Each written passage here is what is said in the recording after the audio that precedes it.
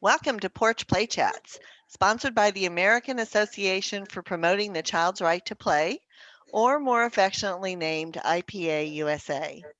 IPA-USA is the USA affiliate of the International Play Association. As part of our efforts to promote play, we're happy to introduce to you Porch Play Chats. These are conversations that focus on a wide range of topics from experts that are just as passionate about play as we are. You can find the latest Porch Play Chats and learn more about IPA USA by visiting our website at ipausa.org. Click on that top right-hand corner to access our Facebook, Instagram, or YouTube channel. One Porch Play Chat is released every Monday, and so we hope you'll join us in doing this. I'm Deb Lawrence, president of IPA USA, and with me on the porch is Lisa Murphy. Good morning. Hello, good morning. And Lisa's a board member, and of course, you know that Lisa is an expert on play. And joining us today is Jen Francazio. Jen has 12 years of experience in teaching in classrooms, ranging from infants to preschool. In fact, she's teaching in a preschool classroom today, and she's joining us, so we appreciate it. The children are banging on the door outside. Say, Jen, where are you? Jen has helped support and guide the development of anti-bias initiatives and provides professional development for other educators on issues of bias and oppression, such a critical issue right now. Jen is presented nationally for NAEYC and does gender equity and inclusion work with programs throughout her home state of Rhode Island. So Jen's going to talk to us today about those are girl toys, exploring the intersection of gender and play in early childhood. And so, Jen, to get us started, so you're specializing in gender development and inclusion. What does healthy early gender development look like? And how do you see play taking a role in that development? Yeah, so I love this question because one thing we often don't think about when we face gender, we as adults, we're gung-ho to go for the bias and equity and that part of it. But the first thing we have to foster is healthy gender development. And gender is something children develop in early childhood. It is a critical period for this development. So I'd like to really start with educators and think about what is gender and how does it develop? So if everyone will forgive me for avoiding play for a brief moment and just sort of rattling that off.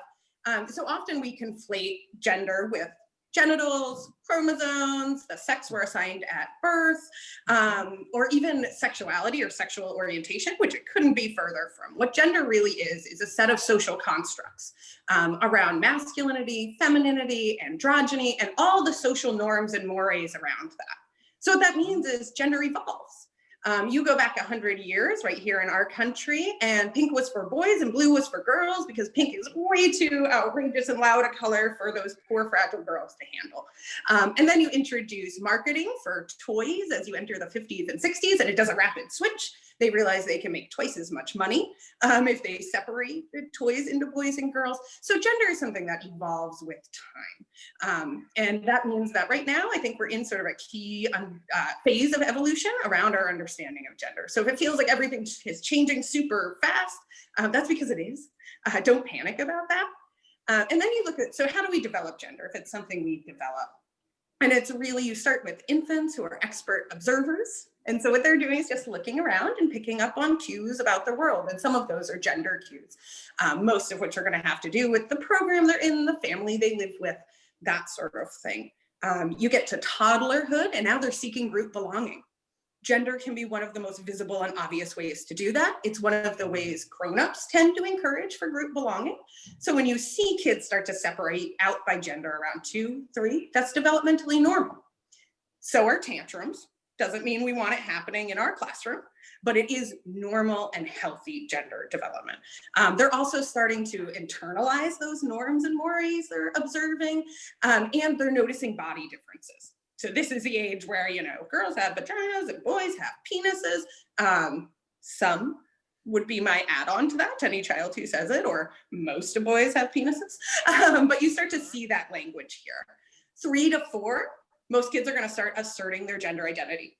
So 3, 4 is where you're going to get, I'm a girl. I'm a boy.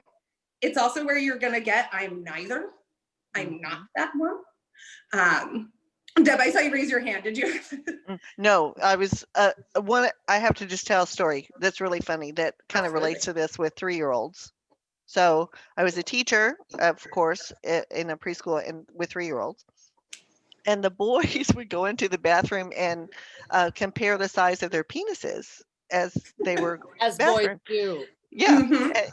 And they would say, oh, and they were using good language, oh, mine is longer, oh, mine is thicker, all those descriptive words.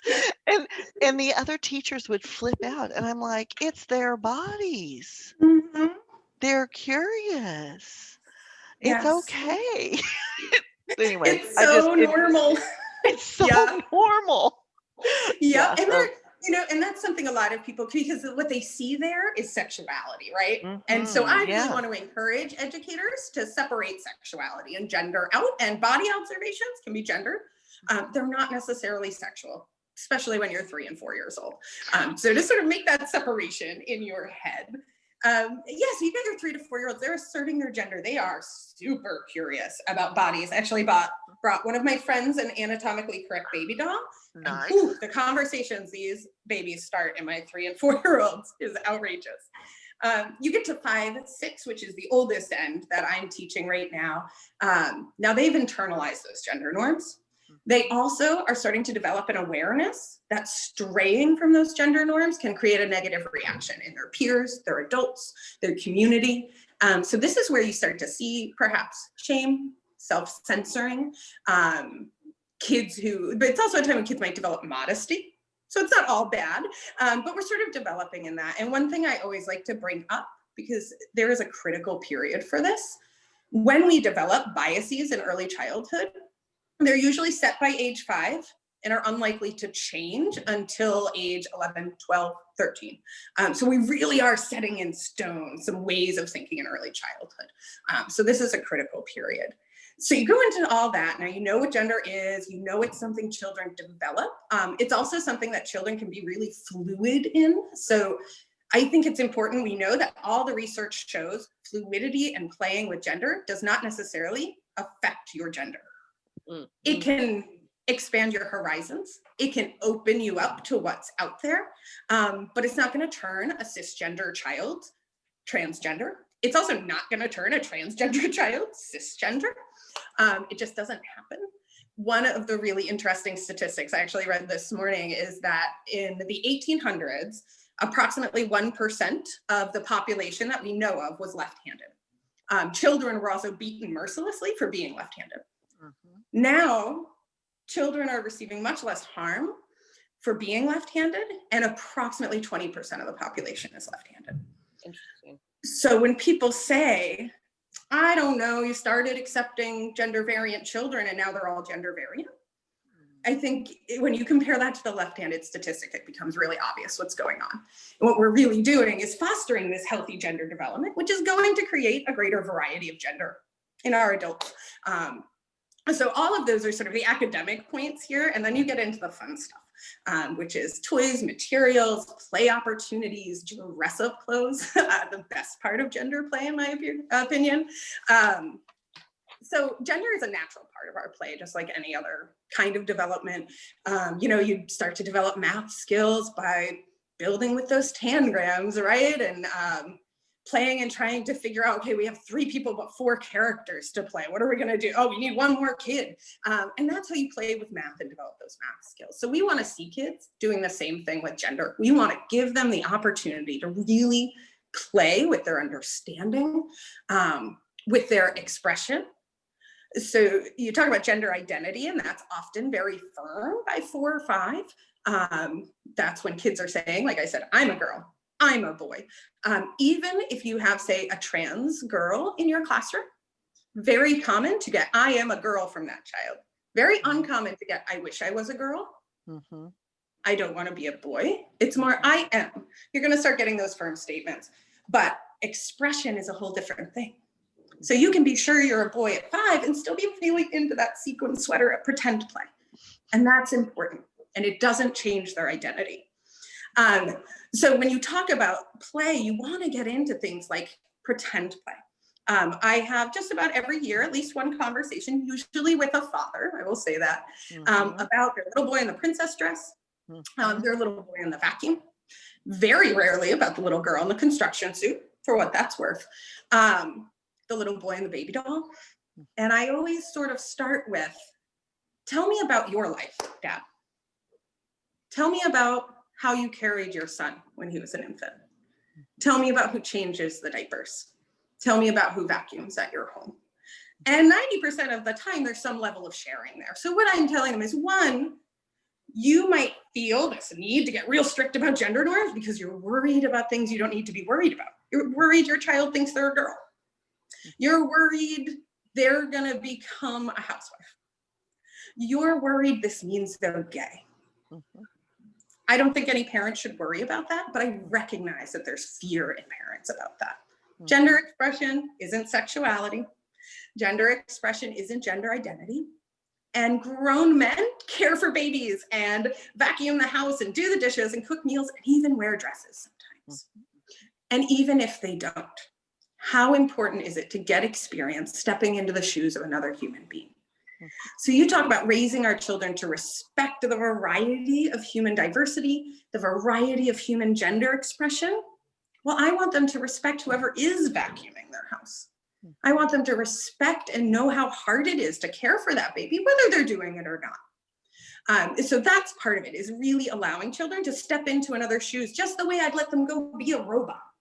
I want to let them go be a princess, go see what it feels like. And you can challenge all sorts of norms within that. So then you think, what about the little girl who only wants to be the princess?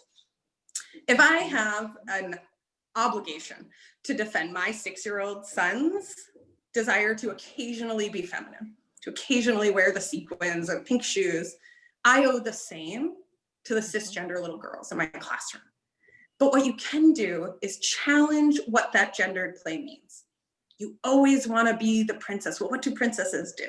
90% of the time, the answer is get married, which we all know where that comes from. But then I sort of go like, you know, I know of a princess. I always go to Princess Di because she's the one who was there when I was a child. And she worked really, really hard to make sure children were safe and to make sure environments were safe. I wonder how the princesses could do that on the playground. And then you're handing them a little bit of power that princesses didn't have before. And that's great for the little boys being princesses and the little girls and everyone in between. So that brings a power play, which I think is another great place to think about gender, because gender is a powered thing in our society. Gender assigns power to people. And when I say power play, it's what a lot of people might call weapon play or fighting play. Our program, Brown Fox Point here in Providence, really did a sort of deep analysis of this play when we were considering banning it. We didn't. And we came up with the phrase power play because we said what kids are really working on here is like, who's in charge? What does it mean to be in charge? What does it mean not to be in charge? And what does it mean to, for lack of a better term, be outgunned in a scenario? Figuratively or literally out on the playground with our big sticks. And so power play is a gendered thing, right? Boys, one, are more likely to seize that power, to find strength in that power, and to make power physical. Girls, and I'm sure if you've taught in early childhood classrooms, you've seen that sort of mean girl thing that can develop around 5 or 6 and then just keeps going till high school in my experience. So girls tend to be conditioned to do it in a more subtle way, a more emotional way, a more social way. They're going to explore with social exclusion and that sort of thing. So I think looking at that power play, inviting them to cross gender norms around that power play, and then introducing sort of challenging their beliefs. So I had a student in my classroom last year who was non-binary, gender fluid, they pronouns. I'm not sure any of the children in the classroom knew much about this child's body, so there weren't a lot of assumptions being made. The class was really wonderful about it. And it was fascinating to watch this child in power play scenarios be able to cross the line. They could go and fight with sticks and do that and, you know, take over and storm the castle. And then they could go over to this other group and do this really subtle, and not that I wanted them excluding anyone, but they could really cross the gender line in some developmentally normal ways. And it was great to see them do that. And I think it encouraged the class to sort of cross in that power dynamic. So places where we can mix that up for them. And then I talked about toddlers and group belonging. This is another part of play, right? You look around and, well, I want to play with the kids who look like me. We see it around race. We see it around age. I work in a mixed age classroom, and very often you get this little huddle of 3-year-olds doing what they can do, and then this group of 6-year-olds doing this crazy project that the 3-year-olds aren't going to touch because it looks intimidating. Group belonging serves its purpose in early childhood, and it serves its purpose with gender. I don't know about you two, but I find a lot of affirmation in being in a group of people who share my gender. It feels nice. We design spaces like that all the time. And it's okay to give children the room to do that. What I always do when I see that happen, and it does, I have 12 students right now. It's a small group, and it is easy for them to just like go to their corners. I always say, like, well, where else can we find group belonging? How can we encourage a multitude of identities in these children? So I'll, sit at the table and they'll do their little counting. There are 3 boys and 2 girls at this table. And the first thing I say is, how do you know? You've been here for 2 days. Have you asked my gender? So we want to confirm that they're not just basing that on visual cues. They're not just basing it on assumptions. We want to encourage, why don't you ask? And then if they're right, awesome. Oh my goodness.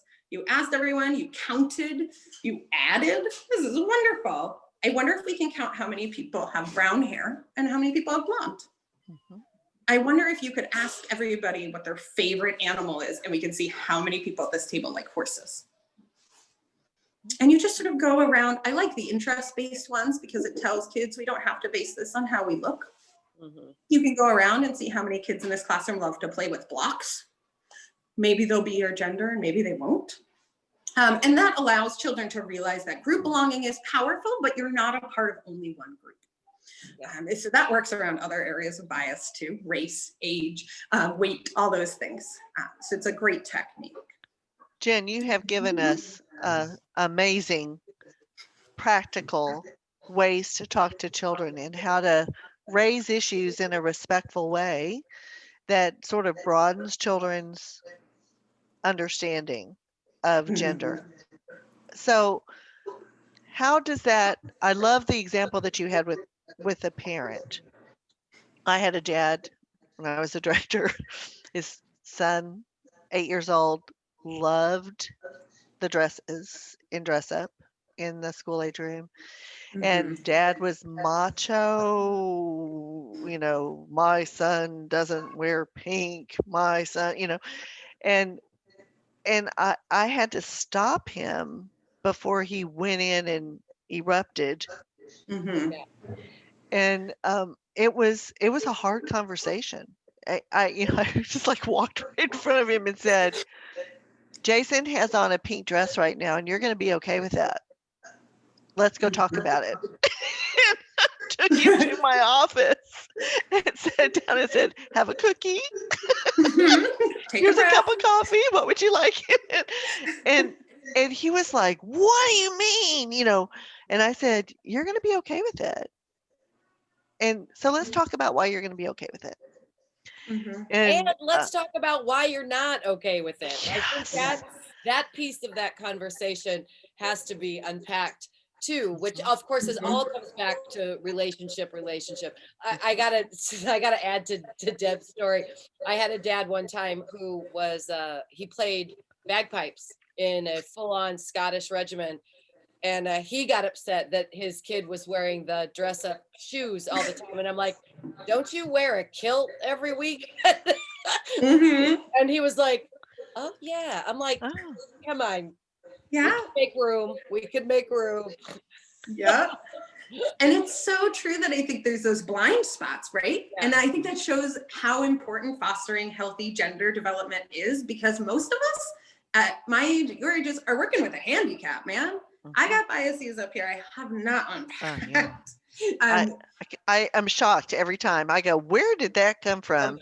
Some awful thing will fly into my head, and I'm like, oh my God, I've been doing this work for 40 years, and I'm still it's still a work in progress. Yes. And I always say that's what anti-bias work is in early childhood, is learning to segue. It's not the first thought that pops in your head. It's what you do with that. Because we all have those things we've learned. We all have those things where we're just steeped in it. We're steeped in this society. It's unavoidable. And so those norms are going to sneak into our head. And I always say my job here, our job, is to make a world where we're raising a generation of children who don't have to detour. They'll just have those pathways. And if we do this prior to age 7, they're going to have those pathways. They don't have to, hurdle over that thought every time. So, Jen, give us, you've already given us, 10 examples of scenarios that happen in your classroom and how you handle them. And I really love the one, how do you know there's 2 girls and 3 boys at this table? I love that one. What other strategies can early childhood teachers use in a classroom when they feel like they're facing some bias around gender as a whole, or they're fearful of what parents will think? Yeah. Let's talk about parents for a little bit. If they begin this conversation. Yeah. And I can tell you from experience, the parents are going to be a way larger issue for you than the children. Children are like wonderful little sponges for this sort of anti-oppression work. So let's tackle parents first. And I say one thing to realize is that little thing we talked about where we've got a detour around the ugly thought is happening to other people too. Not everybody is steeped in a profession where we are doing self-reflection day in and day out. So we're ahead of the curve on this, and I think it's important to know that. We also understand child development. A lot of adults, just the way they're asking me when their 3-year-old will read, don't understand gender development. And so I think seizing those moments as learning moments is really important. I can tell you the child I had my first year here, who, same thing, very sort of masculine, macho dad, came in, he was in the princess dress. We got an email from mom, which is interesting, saying my husband would like that to no longer happen. Do not allow it to happen. I wrote the first email and then I deleted it, which I think is a healthy practice for teachers. You don't put anything in the address column. Right what you got to say, hit delete. And then I went to my director and said, can I please use this opportunity to teach this person a little about gender development? And what I really did, as much as I don't want to feed into any of the negative beliefs families had, what I realized this parent was afraid of was that their son was gay. That was his fear. So I just sort of went with that. I hope this parent is fine with their child, whatever their sexuality ends up being. But the child development facts is putting that dress on has approximately 0 effect on his child's future sexuality. And I sent him several articles alluding to that point. I told him about my experience and research around this stuff. And I will tell you, I did not receive a warm thank you. I didn't know that back. I received nothing back. But the dress was never again an issue.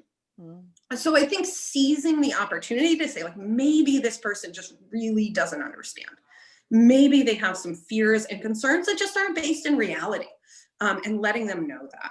The other thing that I think our center realized, again, after having a few of these conversations over and over, always in October, was we need to have these conversations in August. Our year starts in September, obviously. So one thing I really encourage programs to do, teachers to talk to their administration about, is get it in the family handbook, get it in the tour they take, get it in the application, right? Gender assigned at birth, preferred pronouns. Make it as obvious as possible to parents what they're getting into, because there are parents who will not be comfortable and their children will not be safe in the gender inclusive program we have. And I want them to have the opportunity to not come. And that's okay. It also means that when we have these conversations with parents, which are still going to happen in October on occasion, it gives me the opportunity to say, as I said in August, as is stated in the handbook that you signed off on, it gives them a chance to ask uncomfortable questions at the tour instead of in October when you just want to talk to them about their child's possible dyslexia. Like, please, can we focus? And it also means that the gender diverse families who come to your program Know that you are welcoming when they get that application form and you ask for their child's pronouns, or when you get that application form and it doesn't say mom and dad, it says guardian 1 and guardian 2. So those sorts of preemptive steps are really, really important. And then you go to the sort of practical kid end of it. And I think probably the biggest tip I can give teachers who are nervous about engaging in these conversations, interrupting problematic play, encouraging play that expands gender thinking, is some people and most people language, which is something I was handed from a beloved co-teacher of mine years ago. And that is, so I look at my little friend here, and we have 4 of these in my classroom of all different races. One of them's real grumpy, and they have all different genitals. Is to use some people language. So kids are going to pick this up and say it's a boy, and I'll say, how do you know? And they'll say it has a penis, because that's every 3-year-old's favorite word. And I say, you are remembering that most boys have penises. So your baby doll is a boy. Does your baby doll have a name?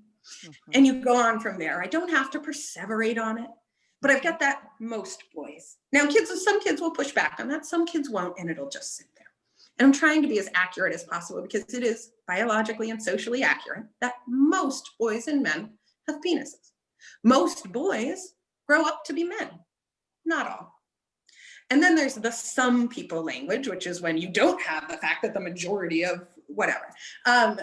So I talk about myself.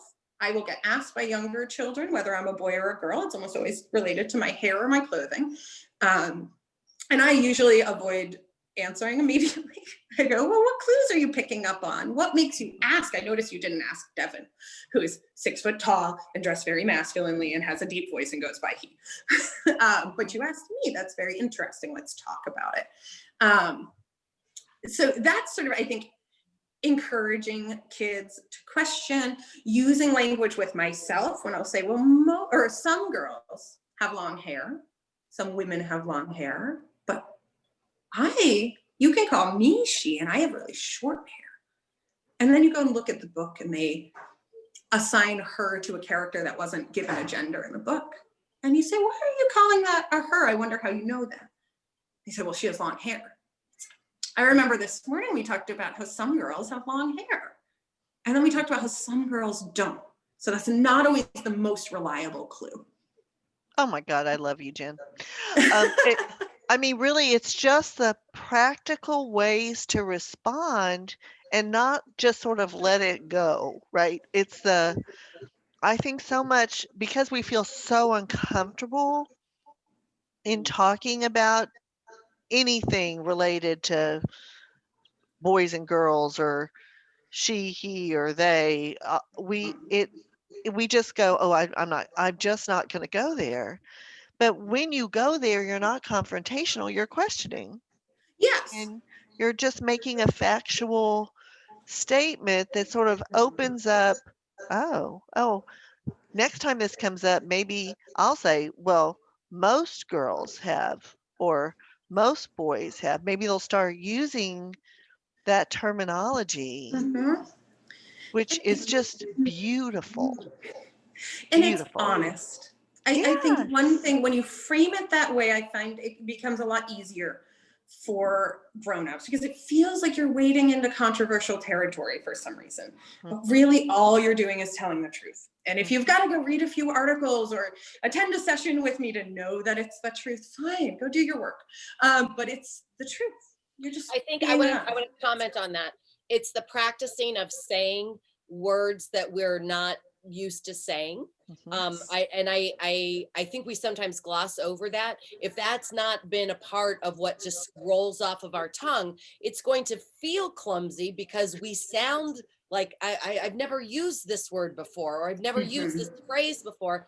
But we find that when we use it a little bit more in the correct context, that it just becomes second nature, like any new language or like any new vocabulary that we're using. The other piece that I want to circle back to for a quick minute, mostly just to reinforce it, is that you're not going to turn a child something at all. You're not. You're not. And I don't know if we allow ourselves to really not allow ourselves, that's going to come out wrong. I don't know if everybody actually believes that. I think people need to sit with that for a minute to realize that I'm not going to turn your child anything. If anything, your kid is feeling a connection here with something that might be here or something that might be available that they haven't gotten before. Yes. And you know, I just want to shine. I want listeners and viewers to hear that again from you. Yes. I think it's such an important point because, like I said, one, the conflation between gender and sex in our culture is outrageous. I can tell you from a historical perspective, gender, the word, was actually created by a doctor who wanted to separate biological sex from this other thing. So it is by definition separate from our biological sex, by definition separate from our sexual orientation. So a lot of, I think, yes, sitting with that and recognizing really at our heart what gender is. And then sort of sitting with, like I said, I think it's a child development thing. And so much of our jobs as play advocates is getting children or adults to understand how children develop. They develop through play, they develop through exploration, they develop by stepping into other people's shoes. And when you frame it that way, you can sort of go like, so now we know how children develop. We know that these things don't affect their sexuality, that they don't affect their biological sex, all these things. And then we sort of say, you know, I go to say my husband, he's a man, he's always been a man, he looks like a man, he acts like, you know, I mean, he's a man. If he were to put on one of my dresses, would he be a woman? Yeah. No, my husband would fight you on that. I'd fight, everyone would fight you on that. Like, he's still a man. That's true of children too. So I think letting parents know that it's not that different. And if he's a boy and he doesn't want the dress on, he's not going to put the dress on. What we know about children who are gender variant, and I can tell you for any parent who worries about sort of turning their child or affecting their child, before any child will even socially transition with, say, a therapist or a doctor's help, they must be insistent, persistent, and consistent about their gender identity. So I had a child in my classroom 2 years ago who we were doing the old, there's 3 boys and 2 girls. And I said, how do you know? Why don't we ask? So middle of the school year, I thought we did know, but we're going to do the exercise. And they asked one of these children and he said, I don't have a gender. And I said, okay. I said, there's a word for that. Some people call it agender. You don't have a gender. Can I still call you he? And he said, yeah, sure. And for about 3 days, kids would do it. And he'd say, I don't have a gender. I'd say, okay. And then after about 3 days, he was a boy again. That's play. That's play. Just like when they come in and tell me they're Batman. It would be more significant play than pretending to be Batman. Maybe it isn't. But it's play. If he was doing that week after week, if it was really upsetting him when kids called him a boy or a girl, if any of those things were happening, then I would have talked with his parents about this. But what it really was play. So you can do that when your kid comes in and says, I'm a prince. You can say, should I call you he? Yeah, all right. And then in all likelihood, in 30 minutes, they're going to be done with that pronoun. And that's okay. So really recognizing that this is play. It is play, and we need to value it as such, I think is a really important point. So, well, yeah, we definitely have to have you back. So be thinking of how many more sessions you would like to do and when you'd like to do them. Because I jotted down the follow-up things I want to talk about. Yes. So, Jen, this has been absolutely amazing. And so what I want to tell our viewers is that we release one Porch Play Chat every Monday. And you'll be able to go to the IPA-USA .org website, and you'll be able to see the 2021 playlist by the time you see this or any of the Porch Play Chats, it'll be up there, so that you'll know when Jen's coming back again to deepen this topic. Jen, I'm hoping you will send me some articles on gender and identity so that we can put those into the Porch Play Chat as a resource for folks who might say, I really need more information on how to talk to parents about this and exactly how to explain. The other thing I think is really interesting in what you shared with us is how on the enrollment forms you have been very explicit Mm-hmm. in, the identity you were born with and the preferred pronoun. I think that is like I think that's news breaking because I don't think many programs have gotten to that point yet. Mm-hmm. Yeah. And so I think that's also really important if you would even share that language. Absolutely. I think I have sample forms that I could, which I think are so valuable for people who are overworked during a Yes. pandemic. Yes. I could send those along. And I think when you think about things like, first of all, being really explicit in that tour and letting them know what's going on, telling them your borrowing clothes aren't separated by gender. So the pink sparkle pants, don't get them mad. All of those things are going to make your job easier. And I think that's something we don't think about often enough. Like, guess what? When you don't have to police gender norms in your classroom, you have less work to do. Your life becomes a little easier. So it's valuable on every end. Well, and I love it. Are you going to have this conversation in August or you're going to have it in October? And I really think that's powerful to be so open and upfront. I remember when Bev Boz was with the preschool in Roseville, she would say to them, don't send them in designer clothes, go to Goodwill, pick out 5 outfits, send them in one of those every day. This is not a place where we value the clothes your child is wearing as a status symbol. They're going to get dirty and messy. And so that was so upfront and explicit that, if this isn't what you want, then this isn't the program for you. And I think sometimes we're fearful that they won't enroll and we need the money, right? So but you we're don't not, want that. Oh, that's a no, whole you other don't. conversation. Yeah. You start tweaking your program just to get somebody enrolling, and you're going to be banging your head against the wall. And I can tell you, on the other end, in terms of selling this to admin, which I know some teachers are in the position of selling this sort of initiative to their admin because it is a money game at times, or it is a numbers game. What our program has found, and we're a small program, 86 kids when we're fully enrolled, which we haven't been for a year, 4 classrooms, 3 to 5 years old, we're not a huge program. But what we found was when we got really explicit about this stuff, and we were really upfront about this around race and ableism and just every category we could be, certain categories of our enrollment went down and other categories went way, way up. And we have a huge foster community here. We have a huge transgender and metagender population here among staff and students.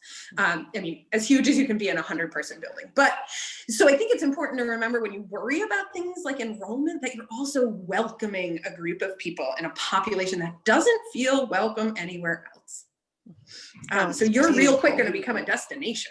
There is a little bit of that game. Yeah, we're shedding a little bit of this, but now we're making room for what we say we're really wanting.